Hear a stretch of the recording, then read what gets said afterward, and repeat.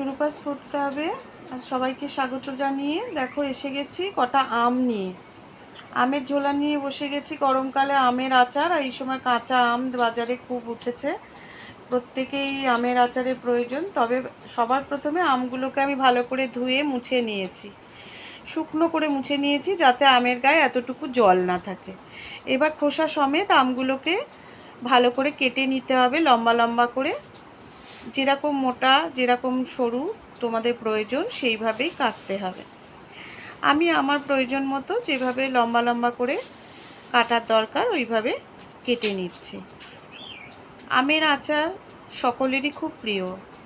প্রত্যেক বাড়িতেই একটু রুটির সাথে, কখনো ভাতের সাথে, কখনো বাচ্চাদের মনোরঞ্জন করতে আমের আচারের জুড়ি মেলা ভার। আমের আচার মানুষের মুখের স্বাদ পাল্টে দেয়। খাওয়ার ইচ্ছে নেই, একটু আমের আচার নিয়ে বসলে ভাতের সাথে ভাতটা খাওয়া হয়ে গেল। কিংবা জলখাবারে রুটির সাথে একটু নিয়ে বসলে রুটিটা খেতে বেশ মজাদার লাগলো। বাচ্চাদের টিফিনেও অনেক সময় আমের আচার রুটি তরকারির সাথে যদি দিয়ে দেয়া হয় একটু কন্টেনারে, বাচ্চারা বেজায় খুশি হয়। দেখো আমগুলোকে এইভাবে কেটে নিয়ে আমি এগুলোকে একটু নুন, হলুদ, লঙ্কার গুঁড়ো আর ভালো করে মাখিয়ে নেব। নিয়ে এগুলোকে 5-6 ঘন্টার জন্য একটু ছাদের রোদে ফেলে দিয়ে আসি। একটু শুকিয়ে গেলে আমের আচারটা করতে আমার সুবিধে হবে এবং টেনে যাবে, জল ভাবটা চলে যাবে।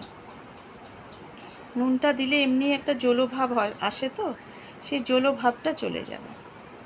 ভালো করে একটু নুন, হলুদ, লঙ্কার গুঁড়ো এতে ভালো করে মাখিয়ে নিতে হবে। দেখো পরিপাটি করে আমি আমগুলোতে হাত দিয়ে ভালো করে মিশিয়ে নেবে। প্রতিটা আমের গায়ে যেন নুন, হলুদ, লঙ্কা ভালো করে মিশে যায়। এবার সেটাকে ছাদের রোদে শুকোতে দিয়ে এলাম। 5-6 ঘন্টার জন্য রোদেতে রইল আমগুলো।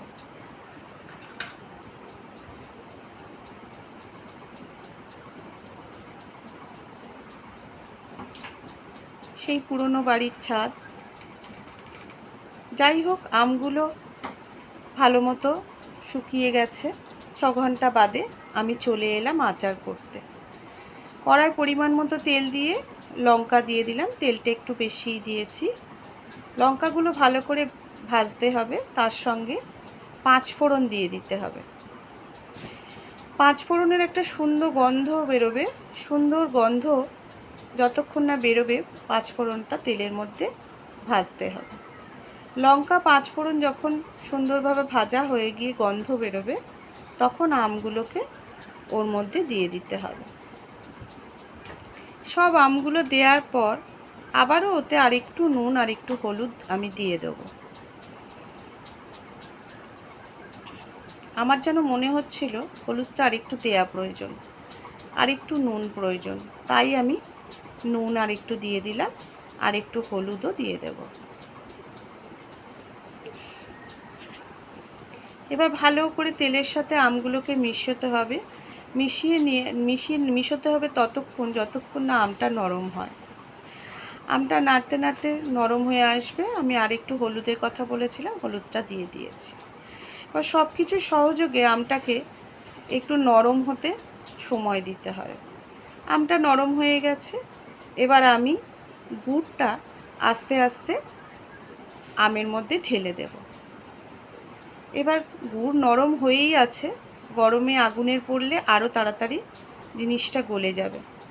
এবার আমের সাথে এটা সুন্দর করে মিশিয়ে নিতে হবে। আম আর গুড়ের মিশ্রণে একটা 5 ফোড়নের গন্ধ, শুকনো লঙ্কার গন্ধে, আচারের গন্ধে মোমো করছে সারা বাড়ি।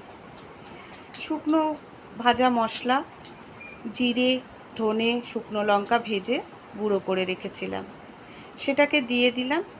তারপর সব কিছুর সহযোগে তৈরি হয়ে গেল আমের আচার। আর একটু নুনের আমার প্রয়োজন ছিল, সেটাও দিয়ে দিলাম। এই আমের আচারের স্বাদ ভোলার নয়। গুড় আম ছোটোবেলায় মা ঠাকুমাদের কাছ থেকেই শেখা, তাদের হাতের জাদুতে তৈরি হয়ে গেল আমার সুন্দর আমের আচার। এবার সেটাকে ঠান্ডা করে বয়ামে ভরে রাখছি। জানি না কতক্ষণ থাকবে, লোভনীয় জিনিস বেশিক্ষণ থাকে না, তাও ভরে রাখলাম।